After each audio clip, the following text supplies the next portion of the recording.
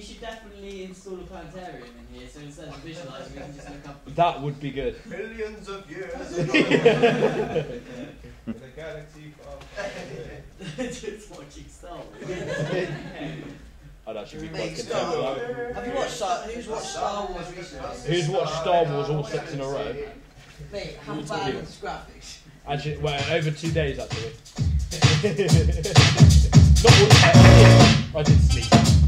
I did sleep. Who's tuning that? Is this yours, Freddie? No. Sick. No. Improvement. Some So break. Josh, you're going to go You first? like breakbeat, don't you? That was I don't want to talk Okay, about Sounds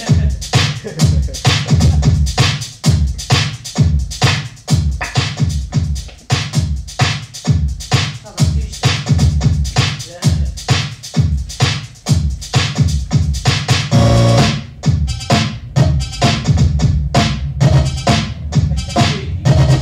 on making this.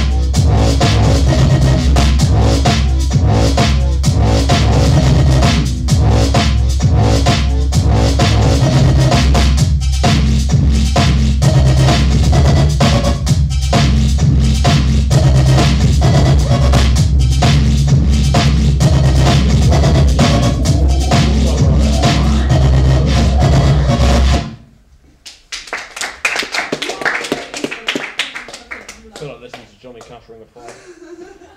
Ring of Fire. Okay. Tim. It was fully sick. Yeah, I liked it. I loved it. The high end of it and everything. Oh, Like, yeah, it was yeah. good. It's energetic. Jordan. The dynamics are pretty good. It was very energetic. And I love like the way like the synth like would change the pattern, like the waveform and stuff. You mentioned dynamics there. What did you like about that? Just the way like the drums and stuff and the bass would like change the volume. Okay. I'm not struggling. Jordan? Yeah, I really enjoyed it, man. It was like a bubbly vibe, like you played in a club sort of thing. Like I was really liking that, man. I could just be like leveled out a bit better and then like just a bit of EQ on certain things. Maybe like Like the lead bit was a bit loud. What was it loud? Like the lead bass or the slab sort of thing. yeah, the drums were a bit quiet, but apart from that, like from what I've heard, it sounds wicked, man. Would you recommend Gemma? I know, I think I listened a bit too loud. Just I then? do that, yeah. Just turn it on too loud. Well, maybe that's I was too something that you scared. noticed about it. What was it in particular that was too loud? I can't describe what it is. It's like the, Did that hurt your ears? yeah, I didn't like it. It was like the You like the rustling of she was in paper front of the valve. I mean. don't know what she'd do. One of the simple I'd like sounds. to see a Sonic. That was just like, oh my god, that was a sound, maybe. I'm not like saying it's savagely, I'm just saying it's too loud for Did me. you just get that? But yeah, like it's just a bit too overpowering. I get that So right if on, you were to but play right that on. like somewhere with massive speakers, I would be still in the crowd like, oh my god. That's why, you know, in here, why we get you to discuss it like this, and why in the MIDI room, why I place so much emphasis on mixdown, because it makes a real difference to how somebody else perceives your track. You know, you can have really good elements in there, but the clearer and more balanced you can get your mix, it's like you're improving accessibility to your track. You're making it easier for people to listen to it in a way. You don't want to make it, I don't know, there's nothing wrong with music that's kind of edgy or kind of like confrontational, but I think it still needs to be accessible. And one of the ways of doing that is making sure things aren't clipping. It sounded like maybe where some of the samples have been chopped, might need to go in and just neaten some of those cuts up a little bit glitchy in places. Yeah, I was going to say there was a couple of bits where on certain parts of shuffle sort of make it like it was a bit out of time in places. Yeah. Is that what you're on about? I think when you're in a creative mode, when you're writing, it's good to be quite free about how you're doing things, not worry too much about EQ and buses and compression, and just make sure that you're kind of getting into a flow of that. But once that bit's done and you're starting to mix, the best bit of advice I can give you really is be meticulous. You know, you've really got to go through that track and, you know, look for all these small things. They do all add together.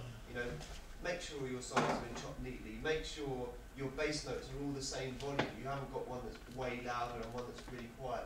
All of these things make the difference. But yeah, I'm really pleased just that as well that you kind of made an effort to make something in a different style as well. Because I know obviously you've been following the drum and bass thing like really closely. It's really nice that you know you kind of stepped away from that. It's actually it's kind of empowering for you as a producer to work in different styles, because suddenly you don't have all these voices in your head saying, oh, you shouldn't do that in psytrance, you shouldn't do that in drum and bass, or yeah. No, but as in, you know, these kind of ideas that it's good how you can draw in influences from other genres and express them through a completely different one. So well done for that. Any more thoughts on the track or the mix? I thought. No, it's very powerful. I think. I think from what I can see, Josh kind of got the impact he wanted out of the frequencies he'd used and emphasised. I think just got to watch. I don't know what it'd be like in a club with a full-on kind of sound system and stuff. Really, that might be quite overpowering. I think really. So it was quite strong in here, you know, with a relatively low volume. Yeah. So you've got to think about that a little bit. The end user a bit. Powerful. It definitely has. It was well produced, I think. Cool. Round of applause for Josh.